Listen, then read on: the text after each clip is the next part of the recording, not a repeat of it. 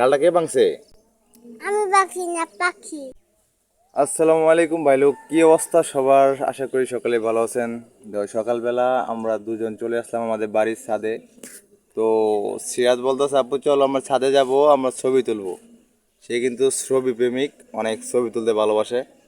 তো ছাদে এসে কিন্তু একটা দুর্ঘটনা ঘটাই ফেলছে। দুর্ঘটনা হলো, এই দেখো তুমি কি করছো। এই যে এখানে একটা এই যে এলোভেরা গাছ আছে, এই যে এলোভেরা গাছের ডালটা এই যে ভেঙে ফেলছে। এই যে সে বলতেছে যে আমি এই ডালে ধরি ধরে বসি, তুমি একটা ছবি তুলো। আসলে সে বুঝতে পারে না যে ডালটা অনেক নরম, যার কারণে ভেঙে গেছে। সে বুঝতে পারে নাই। তো তুমি এই ডালটা ভাঙছো কেন আপু? এই ডালটা কে ভাঙছে? আমি পাখি না পাখি। পাখি ভাঙছে? এই ডাল কি পাখি ভাঙতে পারে? হ। এই পাখি এখানে বসছিল, তুমি তো এখানে ধরছিলে ছবি তোলার জন্য। এই তুমি এই যে এলোভেরা গাছটা ভেঙে ফেলার ভালো করলা। আমি যে পাখি হতে আমার দোষ নাই। ও, পাখি ভাঙছে তোমার দোষ নাই?